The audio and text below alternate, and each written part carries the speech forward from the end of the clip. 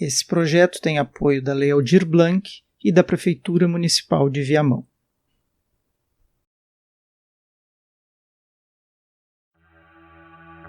A história que você irá ouvir diz respeito a supostos ataques de um louco que borrifava um gás venenoso em suas vítimas, as fazendo passar mal, mas sem nenhum motivo aparente, sem nenhuma explicação para esses ataques. O incidente de Mattoon, cidade nos Estados Unidos, durou 2 semanas e até hoje pairam dúvidas sobre a explicação oficial a respeito do caso. Muitos relatos semelhantes sobre um determinado acontecimento significa que ele foi real ou que houve uma espécie de histeria coletiva.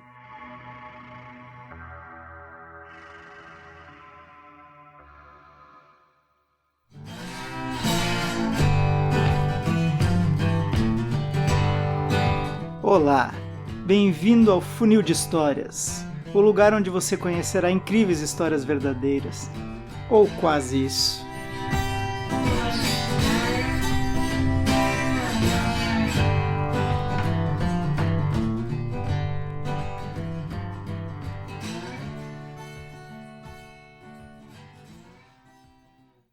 Tudo começou no dia 31 de agosto de 1944, na cidade de Mattoon, Estados Unidos.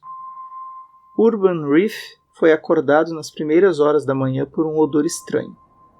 Ao tentar se levantar da cama, ele se sentiu nauseado e fraco, e teve um acesso de vômito. Sua esposa desconfiou que ele estava sofrendo envenenamento por gás de cozinha e decidiu verificar, mas não conseguiu levantar da cama. Suas pernas estavam paralisadas. Mais tarde, durante a madrugada, um incidente semelhante também foi relatado por uma jovem mãe que vivia perto de onde ocorreu o primeiro caso. Ela acordou ao ouvir sua filha tossindo, mas também não conseguiu sair da cama para ir verificar. No dia seguinte, 1º de setembro, houve um terceiro incidente relatado. Uma senhora, conhecida por Mrs. Carney, relatou ter sentido um cheiro forte e doce por volta das 11 horas da noite. Em um primeiro momento, ela pensou que o cheiro pudesse ser das flores na rua, que estava entrando pela janela. Mas o odor logo ficou mais forte e ela começou a perder a sensibilidade nas pernas. A senhora Carney entrou em pânico e decidiu ligar para a emergência. Sua irmã, Mrs. Reedy, que estava na casa no momento, também percebeu o odor e reparou que vinha da janela do quarto, que estava aberta na hora.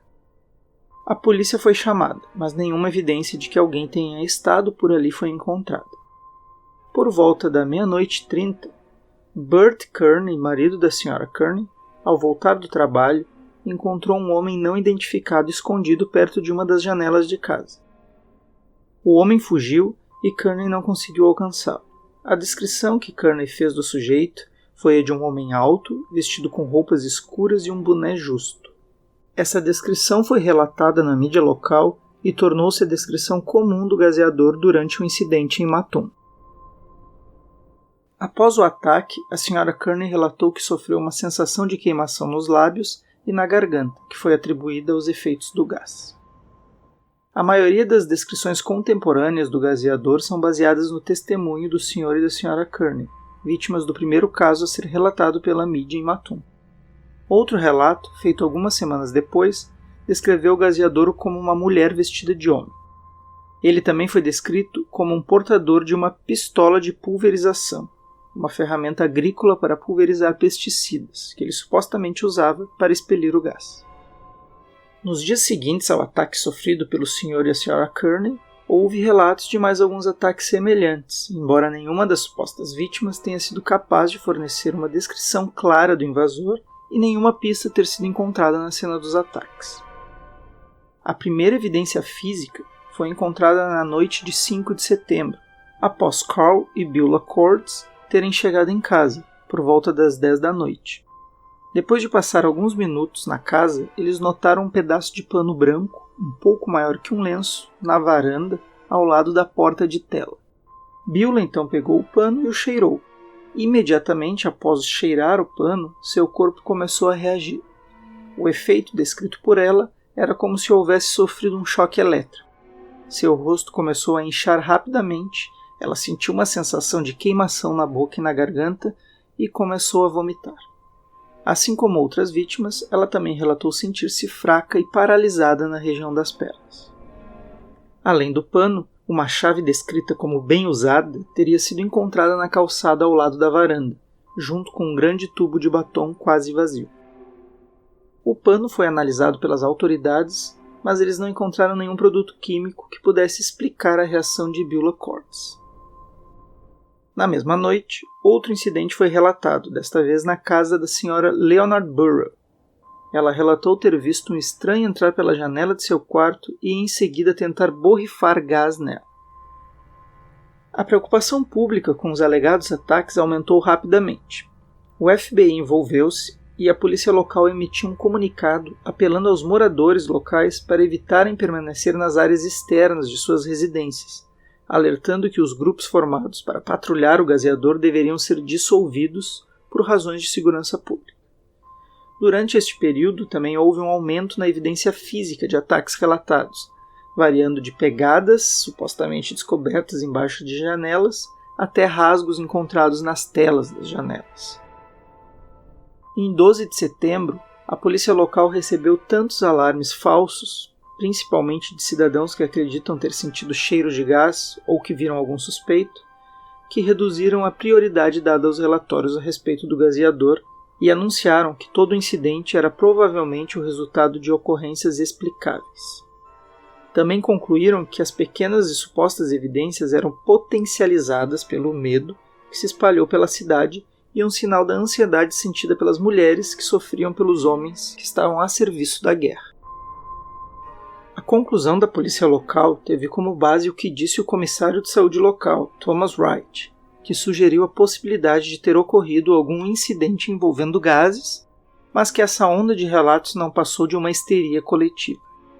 O chefe de polícia local, chamado Cole, além de concordar com a hipótese de Wright, ainda disse mais, que provavelmente não houve nenhum ataque com gás e que os incidentes relatados provavelmente foram desencadeados por produtos químicos poluentes ou resíduos tóxicos liberados por indústrias próximas e transportados pelo vento.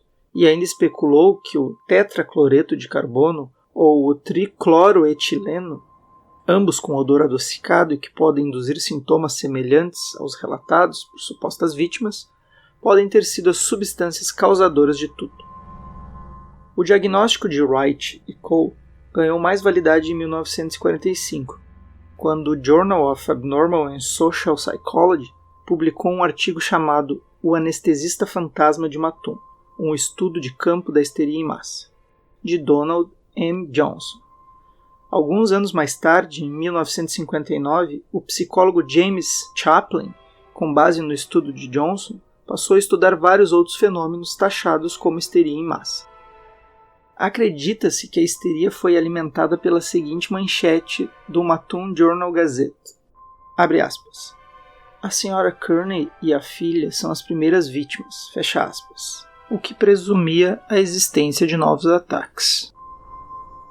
Em resposta à declaração de Cole, a Atlas Imperial, a principal empresa envolvida neste caso, divulgou um comunicado dizendo que sua instalação tinha apenas 5 galões de tetracloreto de carbono em estoque que estavam contidos em equipamentos de combate a incêndios. Funcionários da Atlas Imperial também negaram que qualquer quantidade de tricloroetileno pudesse ser responsável pela doença na cidade, argumentando que seriam necessárias quantidades significativas do produto químico para qualquer pessoa fora da fábrica ser afetada.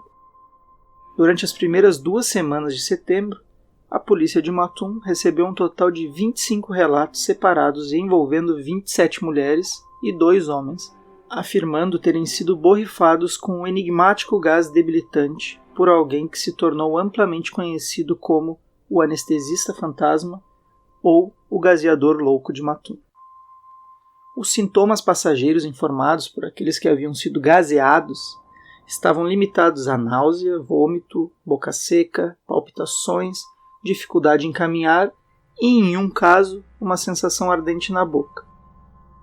Estes sintomas podem ser explicados como ansiedade gerada pela publicidade do gazeador e sintomas de histeria, enquanto os casos iniciais poderiam envolver reações físicas mundanas que normalmente teriam passado sem serem notados, mas que após o aparecimento de um primeiro relato sobre um gazeador louco que estaria espreitando as casas da cidade, passaram a ser notados como algo incomum. O sociólogo David Miller reexaminou os informes originais do Mattoon Daily Journal-Gazette e descobriu alguns achados interessantes. Miller disse que vários repórteres que cobriram o episódio relataram ter dores de cabeça que eles acreditavam ter sido causadas pelo gazeador. Contudo, eles não foram contados como vítimas por serem homens. Miller também descobriu que durante vários supostos ataques, os maridos estavam acompanhando suas esposas, e enquanto ambos sofreram os efeitos do gás, só as esposas foram contadas como vítimas, lançando suspeita na presença da histeria. Mas por que a descoberta de que os homens não estavam sendo contados como vítimas, somente as mulheres, seria importante? Porque Donald Johnson confirmou a presença de desordem de conversão ou histeria em massa ao observar que a maioria das vítimas era do sexo feminino, assumindo que mulheres são supostamente mais propensas a sofrer histeria, uma alegação que é muito contestada hoje em dia e que demandaria um episódio inteiro para explicar. Mas acredito que muitos de vocês obviamente já podem perceber a carga de machismo implícita.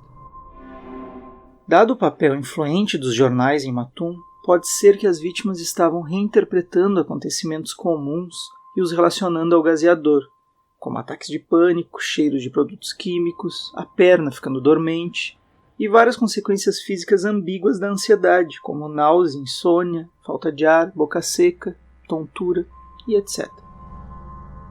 O que realmente aconteceu em Mattoon naquelas 2 semanas, talvez nunca saberemos.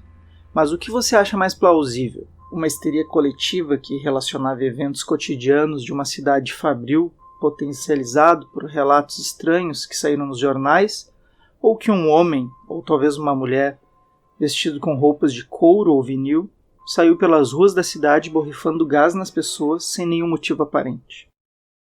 A escolha no que acreditar é sua.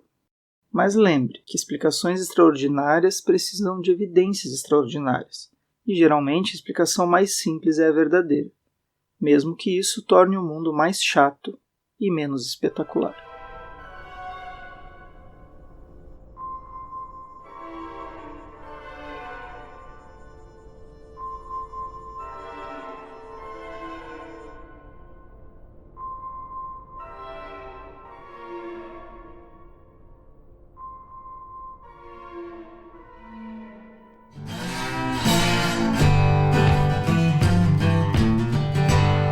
Se você gostou dessa história, divulgue Funil de Histórias, curta, compartilhe em suas redes sociais, se inscreva no canal e deixe suas sugestões para um próximo programa.